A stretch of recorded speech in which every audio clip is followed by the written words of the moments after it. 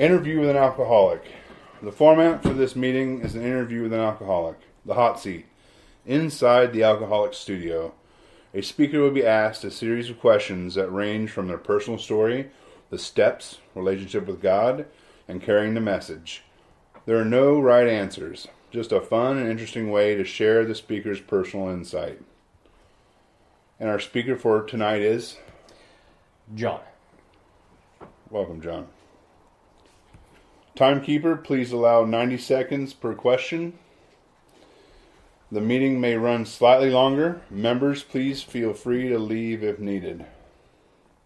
Speaker, please say done when you have finished your answers, or please say pass on questions you would prefer to skip.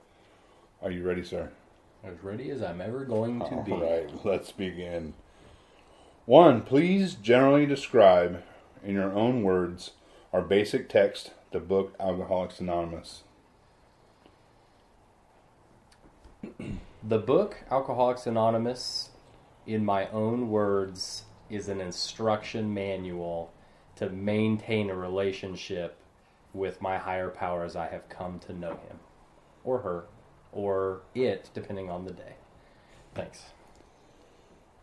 2. Are you an alcoholic, and if so, what personally makes you an alcoholic? I am an alcoholic, and what makes me an alcoholic is that when you take away the booze, my problems are only beginning. I used alcohol as a solution to my life, and then once I realized that it would kill me just as fast as any of my problems would, that's when I realized I needed something more than human power or liquid courage or anything like that, as I needed a relationship with my higher power. Done. 3. What does the concept of anonymity mean to you? The concept of anonymity means to me that AA meetings are a place where we can come and we can choose to reveal our identity, if so, at this level, but it can be a safe place where we don't discuss, what it's spoken about, what we see here, that I can just show up, participate, and leave, and it's just that and nothing more. Within meeting level, if I want to say my full name, I feel that that's appropriate so that people can get to know me, but I get to make that decision. Now, outside of these rooms, it's very, very important so we don't damage the AA name, that we don't reveal who we are in the event that we go on to make some mistakes in our recovery that doesn't reflect upon AA as a whole. Nice. 4. Please give us a brief sketch of your drinking career up to the time you quit. I cost insurance companies a lot of money. My drinking career, I started in high school. It was great. It was a sort of a tool for me, a social tool. It made everything seem so much better. I got a good case of the I love you mans quite frequently. Then in about college time, I started college. I did not finish because drinking became a priority. And then the I love you mans turned into I hate you mans. And before too long, I was drinking all day long, and I was isolating, and I was losing everything, car repossessed, places to live. I just had really made an honest effort to flush my life down the tubes, and I would like to point out that it wasn't a result of the alcohol. That was merely just a symptom of something far greater going on with me and my decision-making process, none of which involved God. Done. 5. Alcoholism is described in the book as a fatal illness. What does that mean to you? That means to me that the comparison has been made to cancer patients. I think it even does so in the book. If I have the disease of alcoholism, it requires medication to overcome. Now, that being said, and being an active member of AA, there's a lot of members that take the medication and still don't make it. And that's something that God has control over and I don't. So I just know that people die as a result of alcoholism, even if they do everything right. And in a sense, what the medication is? The medication for me is the basic text. Like I say, that's the instruction manual, and that's what I try to consume to stay healthy as I can. But inevitably, it's all up to God and how that unfolds. All right. 6. What are the conditions of your mind and body that accompany your alcoholism? I have an obsession of the mind and an allergy of the body. That was described in the doctor's opinion, which is in the first pages of the book. I can relate totally. They described it in masterful detail. As soon as I read it, I finally had some words to describe the feelings I'd had all along. Once I consume alcohol, it's all I think about. When I don't consume alcohol, it's still all I think about. 7. In your understanding, what is the role of a sponsor?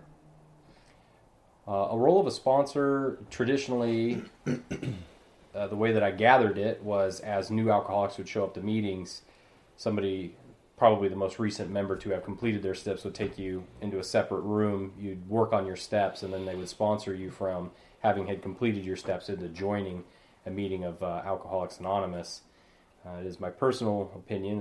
That's pretty similar to what needs to happen today, as we share as sponsors, and the role of the sponsor to share their experience and insight with the book and their trials and errors, and maybe give some history about what it's all about and the how-to portion of it. Of course, letting go of any expectations of the outcome, just trying to be helpful, I think, is the main role of a sponsor. And then ushering newer members into regular AA meeting life. 8. How often are you in contact with your sponsor? Presently, I have an interesting situation where I am never in contact with my sponsor, not for any other reason other than I haven't made the effort. That being said, I am surrounded every day with alcoholics in the program who are working a program of recovery, and I find that quite often we're discussing things in the context of recovery and the principles that we're trying to implement. So I definitely am getting fed spiritually, so I have a sponsor in name only, which again is just my fault. It's just gotten a little complacent, and I'm getting what I need, so I guess I only call when I need something. If we're being totally honest here. You eat when you're hungry. Yeah, that's right. 9. How have your sponsorship needs changed from early sobriety until now? Well, I guess this is another good example. In early sobriety, I needed a sponsor to tell me what exactly it is I need to do, because I was reading the book and I really was not able to grasp in that state, the kind of underlying tones of the message. So I needed a lot of one-on-one time. And I was really fortunate that, my sponsor had, my very first sponsor, I had that same sponsor for 8 years, the time to also, show me how to do life stuff too. And that was just a bonus. That's not what sponsorship is in AA. But in this case, it worked out pretty good, because I was basically just a wild animal at that point. I didn't know how to do anything, dress myself, feed myself correctly. I mean, I needed all the help I could get. So between my mother and my sponsor at that time, who again was going above and beyond what I believe a sponsor is all about, is to teach me how to use the restroom, and all that appropriately. There's a lot of learning that went on in early sobriety for me. 10. Have you completed the 12 steps? And if so, what is your suggested time frame for completing the steps of Alcoholics Anonymous? I have completed the 12 steps many times. I believe that's part of what is required for me to stay spiritually fit and sober as a result. My suggested time frame is as fast as possible, and I think that I would be doing anybody I work with a great disservice if I was not making every effort to get the steps completed as fast as they were able. So, and just in my opinion, which means nothing, a couple weeks. That's it. That's all you need. All right, 11. In your own words, please describe steps 1, 2, and 3. The great humbling. Step 1 was basically just acknowledging that I have several things going on which were described in the book. I was very easily able to relate to the concept of phenomenon of craving, the mental obsession, Once I put alcohol in my body, I don't know when I'm going to stop. There's all these, in all the preceding chapters to how it works, there's a lot of build-up and discussion of things that I could relate to and understand and agree to. So as I'm reading, I'm shaking my head going, oh yeah, that's me. Oh yeah, that's me. That was basically my first step. Now the punchline of that unmanageability is it's got nothing to do with alcohol. It's got everything to do with me, my emotional state, my prayer life, my relationship with a higher power. So I look at that unmanageability much different now because I can still be that today, even without the booze. So it's a two-parter. I can't drink alcohol, and it will kill me. And I also need God to direct my thinking. And then step 2 is just coming to believe that that can happen, and I did, because as I met AA members who shared the same stories I did, so I knew that they understood, because they could speak a language only alcoholics can, and they were leading these really wonderful, normalish kind of lives. I believed that they had been cured as well. I don't know if that's an appropriate word, but that's how I felt about it when I first started, and I still believe that there are great examples of what the book and God can do in someone's life. And then step 3 is as simple as I need to make sure that my actions and my thinking are aligned with my higher power. And how do I do that? Well, I take some actions. I work the steps, and now, I keep in regular contact with sober members of AA to help me stay on the right track. Done. All right. Pass. Skip. Okay, 13. No, 12. What does your unmanageability and self-will look like? A large shopping cart on Amazon. I feel very fortunate that I have that internal compass back. That I know pretty well when I am doing something that I haven't talked to somebody about in my sort of spiritual advisory group or a sponsor. When I don't want to talk to them about making any kind of decisions, that's a good indicator that I'm going to do something that, just I want to do. If I don't pray about it and I do it anyway, and, it just takes many different forms. Back when I was drinking, it was just, mayhem and pandemonium. I just did whatever I wanted, and it always got me into trouble, and I couldn't understand why. I thought I was the unluckiest person on earth. And then now, what does that look like? It's this compulsive behavior that I have, and it comes from everything from eating to spending money to, take your pick. If it feels good, I want way too much of it. And, yeah. So I would say that it's the opposite of the principles. That's what my unmanageability and self-will looks like. Done. 13. What is your concept of power greater than yourself, and how are you turning your will and your life over to it? Well, that's just it. If I'm going to turn my will over to this, then I probably should consult some of his other kids. And so a lot of times that looks like receiving feedback, from people in my advisory group, praying, just trying to be a better person. Like I try to imagine, what the ideal person that my higher power would have created, and then trying to live up to that. So my ideal person is, honest, kind, self-sacrificing, willing, available, respectful.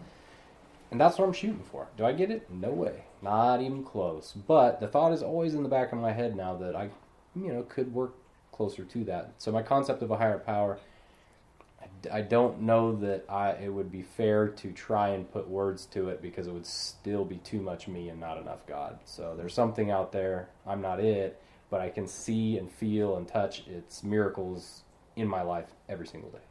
And I just have to look around the room of AA if I need a good reminder of the power of whatever's out there. Done.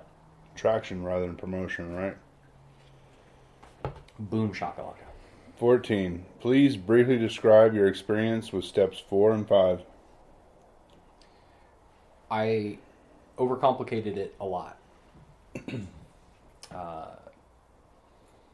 And bless the patience of a good sponsor for that. 'Cause, man, we were hot messes when we get here, and I just kind of carried that into that whole process. So a couple of times that I worked 4 and 5 were rough.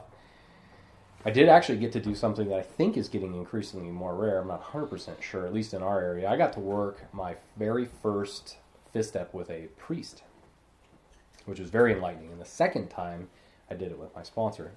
So that was very helpful. So really, it's just flushing out all this stuff that I think about late at night and wakes me up. And, like I remember all the, embarrassing moments from third grade, or, so-and-so done me wrong. And, I feel really bad because I stole from grandma. It's just all that stuff I've been carrying around, loose baggage, this whole time, my entire life, because like I say, it's not the alcohol, it's my bad decision making. So I got to fess up and I got to get it all down on paper. And man, what a relief. Especially to share it with somebody who's got similar experience, it's not, even the priest was totally mellow about it, I have some particularly bad stuff and, in my past, and I trusted God enough that if I didn't share all of it honestly and thoroughly, that I would die as a result of alcoholism. So I had a great motivation to let it all loose, and I did. And it wasn't that bad.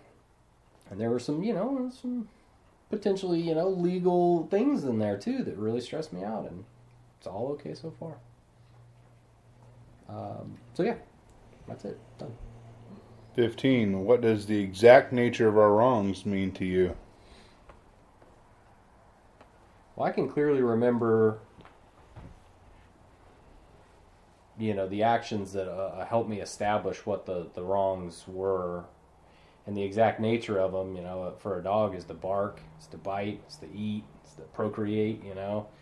That's the nature of a dog. Well, the nature of an alcoholic like me, who's spiritually not very fit most of the time, as I lie, I steal, that's the underlying nature. I'm insecure, I have fear, that's in my nature. Now, luckily, I have a higher power who at the, at any given moment can relieve me of all of those things, or one or two of them, and then let me play with the rest for a while. 16. Please briefly describe in your own words steps 6 and 7. The tools of change. So now that I've figured out what's wrong with me, and I'm asking God to help me with those. Now there's quite a bit of willingness on my part, so the dubious luxury of road rage, of getting out of the grocery store with a couple extra items I didn't pay for, all those things have to change. And I have to be the one to put in the footwork, It's what I do when nobody's looking that counts the most. So the tools of change, I know what they look like because I get to see other people in the rooms of AA practicing them, and I get to try and live up to them as well. So that's where I learn a lot of humility, and it's the prep work needed, that willingness to change and asking for help, that is going to power me through the next few steps, because I really have to operate on some new ideas and standards, because the ones that got me this far are not going to be of any use to me moving forward. Nice. Tools of change, very fitting. 17. What are some of your character defects, and are they being removed? Some are, some aren't. It's really... Truly, it's up to God. Just like I couldn't remove alcoholism, I can't remove some of the deeper-seated character defects I have. Lying, stealing, cheating, and manipulating. Those are as one of my spiritual advisors says, those are my survival mechanisms out there. And they're not always unhandy in recovery. It's just up to God in terms of how I use them. So some of the bigger ones went away immediately. I established that I was a thief. And I asked God to remove it, and He did. Now I have a lot of cash register honesty in many ways, but then it comes down to being honest. I still want to help people to see me in the light that I want them to see me in. I fudge depending on, how I think I can manipulate a situation. So how honest, can I really be? I struggle when it comes to the IRS, job applications, any of that kind of stuff. It's a bit of an uphill battle. I'm still definitely a work in progress when it comes to those things, So it's not, and the attitude that I'm trying to take to that God's blessed me with is, it's not my money, it's His money. People's opinion of me, that's between them and their higher power and their path and their journey. I don't get to say any of that. So what are my character defects?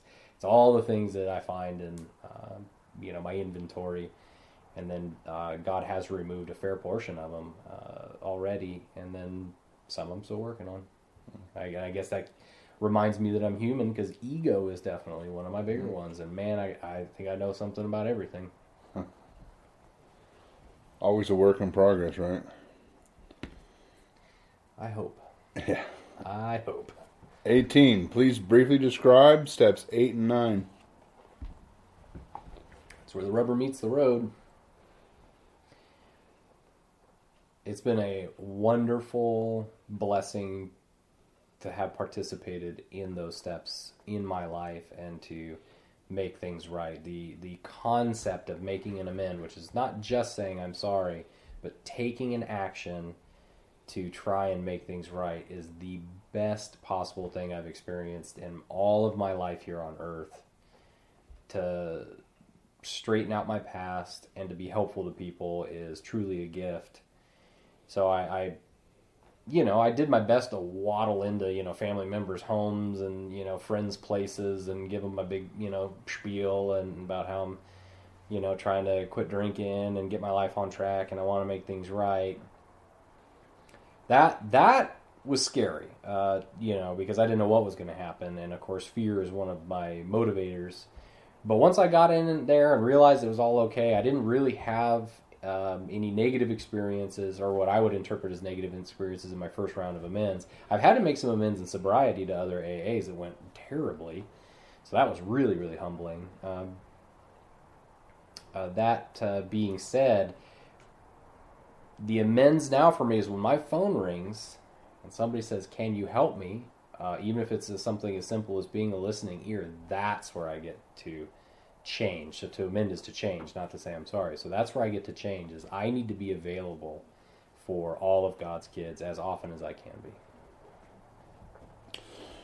You mentioned straighten out your past. 19 is, why is it important for you to straighten out your past? Well, if I'm understanding what my higher power is asking of me to do, is I can't have any fear or parts of unwillingness in me. I need to be able to go anywhere on earth to be of service.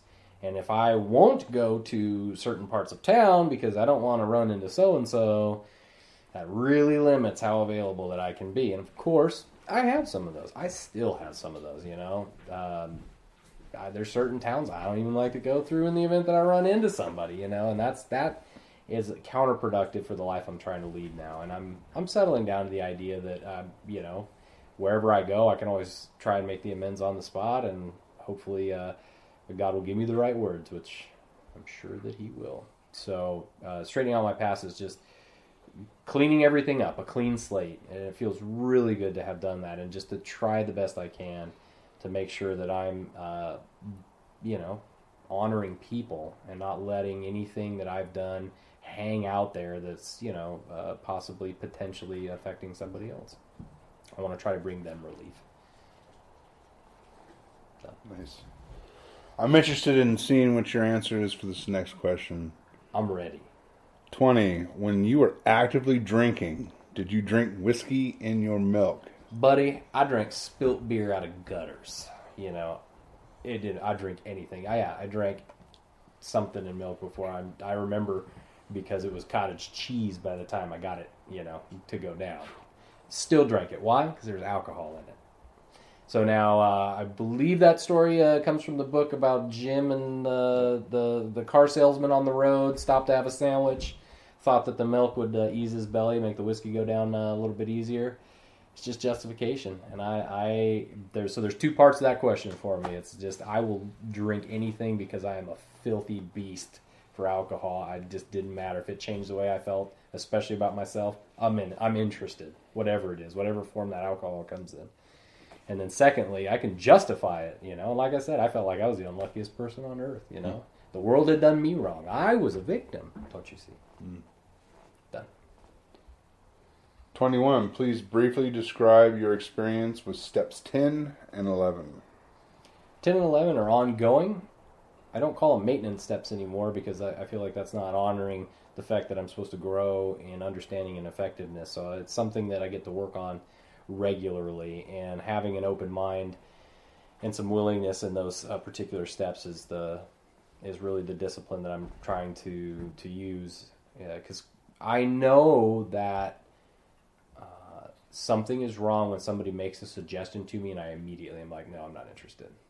That's usually the suggestion I need to pay attention to. Or when I think I know something alternative to what they're providing, I at least need to sit down and really think about that. So one of the most useful 10 and 11 type of tools I've learned, of course, is meditation, and secondarily, just saying, let me think about it. One of the most powerful tools that I've ever received as a gift from AA is just the expression, I'll think about it. Done. Nice daily growth steps. I like that. 22. What does your meditation mean to you, and how do you practice it? So a long time in the making. What does it mean to me? It means everything to me because it's part of the instruction manual. So, if I'm going to bake a cake, boy, I need to get all the ingredients just right, or it's not going to taste right. So it says to do it, so I'm doing my best. When I first started, my sponsor put it to me like this. He said, you need to try and clear your mind a little bit. And so what he asked me to do was sit into a room with no electronics on. He said, unplug everything and just sit there and just see what happens. And I couldn't make it 3 minutes. I mean, I was just coming out of my skin. I couldn't even imagine just sitting there with nothing on, no TV, no radio. And that clued me in to what is happening between my ears when I'm not distracted. So all that noise and that tornado of a brain I have, that's going on all the time. It's just whatever I'm giving my attention to at the moment, that's the distraction. But there is so much going on between my ears that I understand the value in cleaning that up, because if I need to be ready at any moment, to do God's work, I can't have all that going on. What if God's request of me is to sit and meditate with somebody, man? I got to be ready. So now my meditation has grown exponentially. I can do about 10 whole minutes with nothing on, and that took 11 years to do, and I'm very, very proud of it. So guided meditations are great. There's a whole world of study around meditation. I suppose everybody has their own path and they'll find their own way, but mine is just trying to have some inner stillness and peace and see if God's got anything to share with me in those moments, and quite often he does, or she does, or it does, depending on the day. All right, 23. Please briefly describe step 12. Step 12 is packed. It's loaded. Spiritual awakening is a result of these steps. So that's the first part. So an entire psychic change is required to, proceed with the rest of that step. Luckily, I have found that, my higher power was revealed to me as a result of working these steps, the basic instruction manual. I think a lot of people are born with that conscious contact. I somehow mucked it up.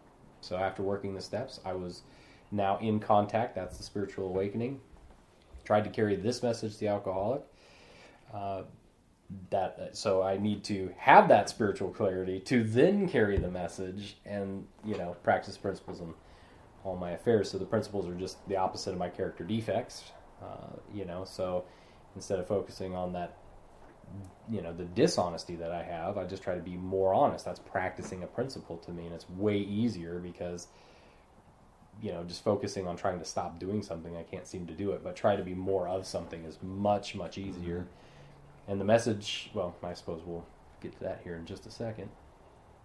So, yeah, and step 12 is a lot of its availability, like I've been mentioning. You got to be available to do the work. If I'm trying to carry the message, I can't always be tied up doing stuff, and I get really wrapped up in my own life, my own desires, my own will, and there's a lot of stuff I got to do. But if I don't do the stuff that God wants me to do, I'm dead. Yeah. Done. Spiritual time management, huh? Yeah, that's it. 24. Can you share with us a spiritual experience you have had as the result of these steps? Yeah, I'll just share one that I had just recently. So when I went to make amends to my dad, He just accepted the amends, and in his typical fashion, he didn't offer a lot of feedback. He just said, "That's okay, son. I still love you," and that was kind of it. And as far as amends go, usually there's some conversation that follows them, but my dad's just not a person with a lot of words. He's just not. And I'm an emotional nightmare where I got to talk about everything, to death. I mean, everything's an 8-hour conversation with me. So that was a real shocker when I give him my big, pitch, and he just said it was okay, which I'm sure that it was. But, I was just kind of hoping to talk about it for 3 or 4 days. So now 11 years have gone by. The rubber meets the road where he's in need. He can't physically do a lot of things. So he's got some plumbing problems, and he calls me up that I am physically capable. That's the only difference. He's got the knowledge. That's the only difference, is he just needs a hand. But he lives across town, and I'm a busy guy. I'm doing stuff. And here he is reaching out for the simplest of simple things, I can't reach this one part. I need you to grab it. Can you come over after work? It is the simplest request. And that's where I get to actually follow through on being helpful and to change. As I was never around for family, anything. I avoided phone calls because, as soon as the phone rang, it gave me immediate anxiety. I didn't even need to know who it was. So now when the phone rings and I pick it up and I answer, I make absolute sure I'm there to help. And what a relief, that he's in his time of need. He doesn't need to be calling. And you know what? To say, that's just it. He called a plumber because he'd rather not bother his busy son, and there's no plumbers available because everyone's busy, right? So I got to actually make his life a little bit better, and I'm thankful for those opportunities. So that, to me, was a spiritual experience. That after 11 years, he finally asked me for something, and I got to be there and do it. Even though it wasn't convenient, I got to do it, and it felt awesome. And, of course, it worked out fine, God parted traffic like the Red Seas so I could get home after that. That's how I know God is real, because, trying to make my hour-and-a-half commute home, that's what was stressing me out. It was no big deal. God did it. He took care of it. He said, "Thank you for helping one of my kids," who just happens to be my dad. That's living amends there. Indeed. 25. What is the message of AA, and why is it important to carry this message? I believe that the message of AA is contained within the first 164 pages, plus the doctor's opinion, some of the forewords, the prefaces, all that good stuff. And why is it important to carry that message specifically is because I have a tendency to overcomplicate things and add a bunch of stuff that won't necessarily apply to the person I'm trying to help. So if I just focus on what's contained in the book, God can work. God doesn't need my help or my input or my suggestions. He's got that under control. So all I'm there to do is help facilitate somebody's step work, or it doesn't even have to be like a sponsee type of thing, just people in the rooms of AA, if I just keep my shares to what's contained within the book and how it's applying in my life, that's all it's asked of me. That's the message, is just what's contained in there, and they have their own path to walk, and they certainly don't need, my input. So, I don't know. I'm trying not to confuse or cloud the guidance that's given, and it works so well in so many people's lives. 26. What are some of the principles you're practicing in your affairs today? Well, it says practicing, not trying to practice. So let me see. What am I actually doing right? Well, I have been known to be helpful from time to time, though rare. So I'm trying to be more helpful. That is a principle I find to be, essential. I mean, what was it? Open-mindedness, willingness, and are the essential for recovery. Honesty. Yeah, that's it. Those are the ones I'm doing. Those. I hear you're a real good friend, too. 27. Why is it important to put the welfare of others ahead of your own?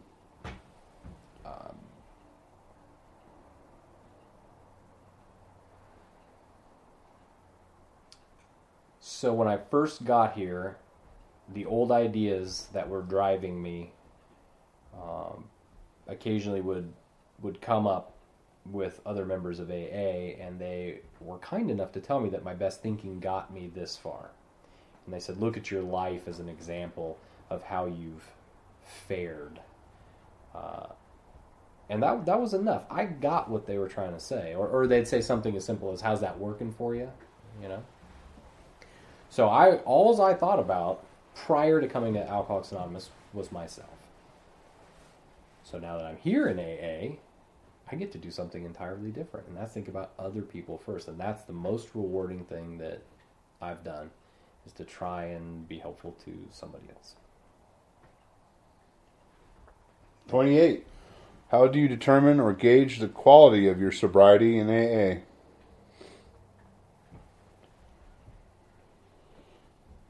Well,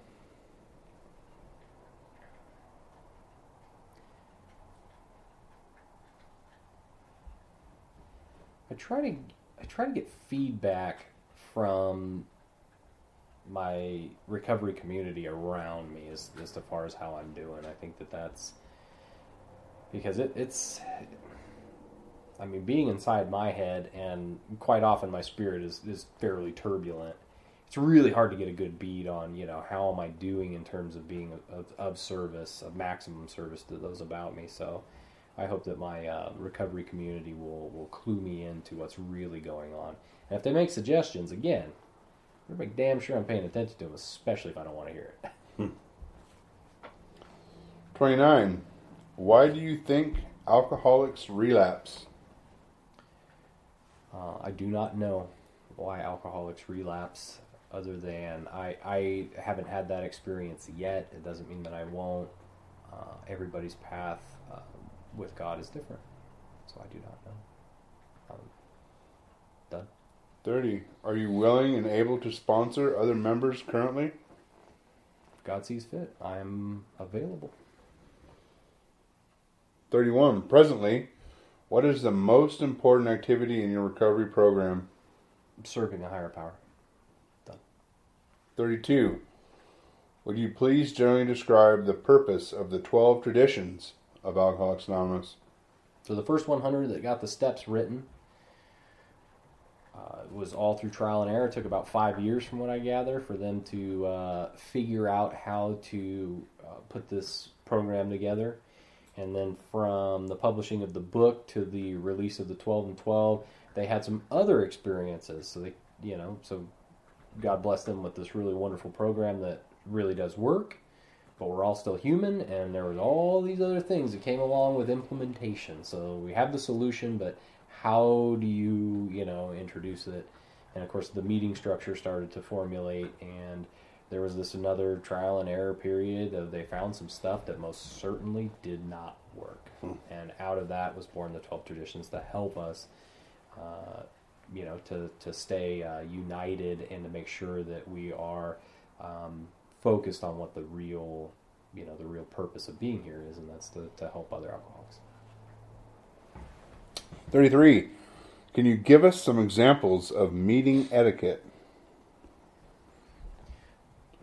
Well, yeah. I mean, every meeting's got their own things, and every meeting, thankfully for the traditions, points out that they're autonomous and they are, free to do whatever they want. And I figure that God will grow where the ground is fertile, and if they got something that works, then by golly, they're going to do it. Now, I will say this much.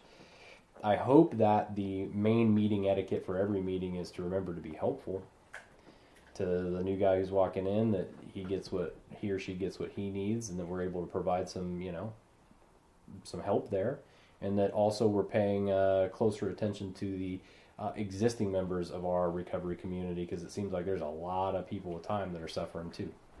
Sometimes worse than the newcomers, because they don't even have a solution. For real. 34. What role models do you have in sobriety?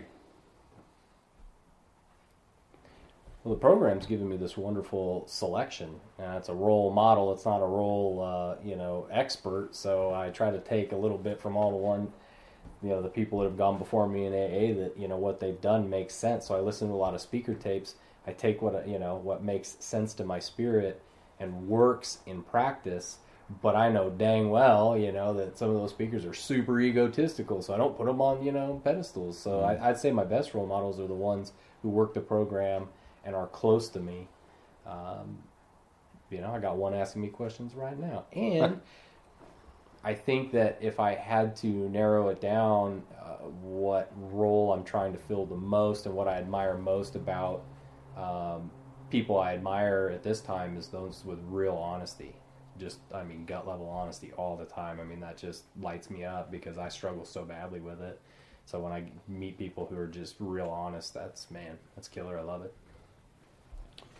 35. What advice do you have for newcomers in AA? Work the steps or die. Done. 36. What advice do you have for old timers in AA? Work the steps or die. Done. 37. Can you please describe what this experience was like? Jim, I'm glad you asked. This experience has been enlightening, phenomenal. I hope that you all learn something tonight from me as you take it and go out into your own worlds and implement the tools that I have given you. It's humbling to be on this end of the questions, and I'm glad that I have spiritual advisors that are more than willing to get me out of my comfort zone to help me grow and to learn. And this is a perfect example. All right. So go on, my children. Be well. So, not on the questionnaire, but do you have any final thoughts to impart?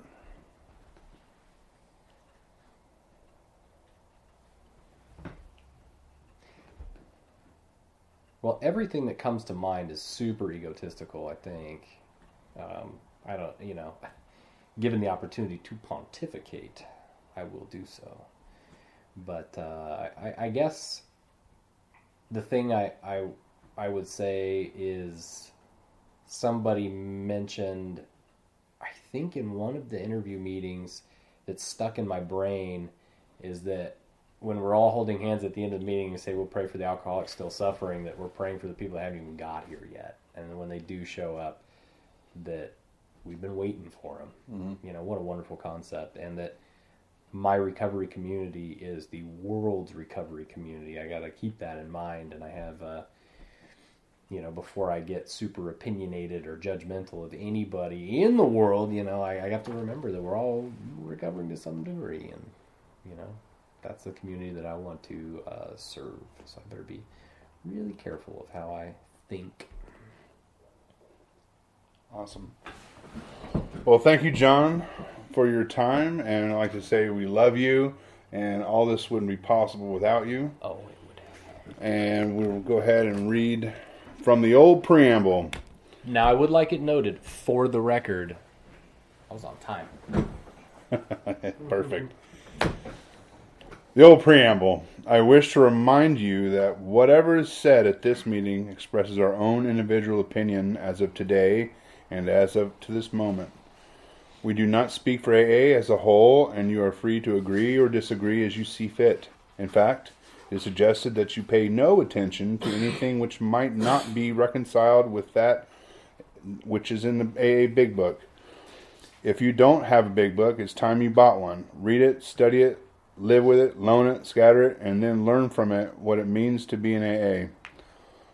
Let's conclude by holding hands in a circle and saying the Serenity Prayer.